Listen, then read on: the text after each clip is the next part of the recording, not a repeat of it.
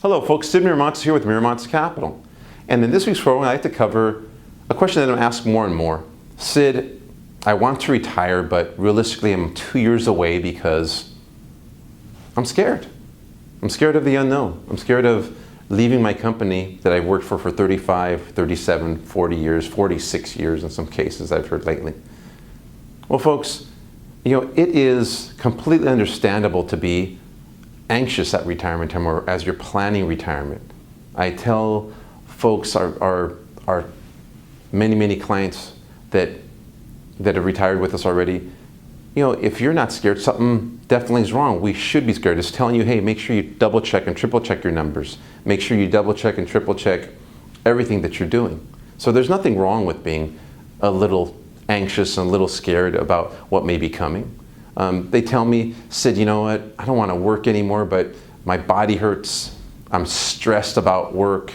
I'm worried about, hey, I'm going to get hurt before I'm able to retire.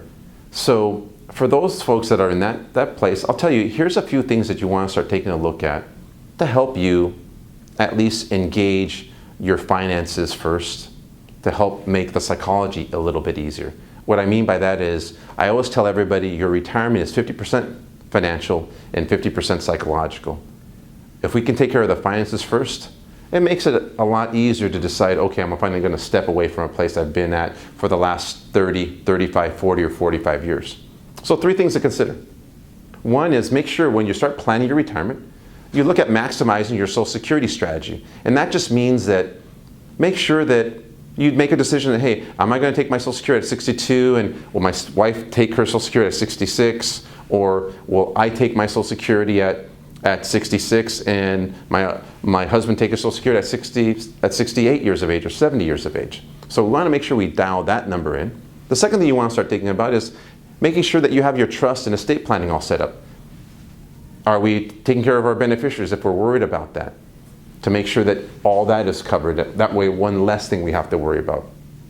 And then finally, you have to make sure that your portfolio, as you start talking to your financial advisor, generates enough dividends and interest to cover you the income that you're pulling out on a month-to-month basis. I find that's a big mistake, and there's many other issues there that we would want to share with you as time went on.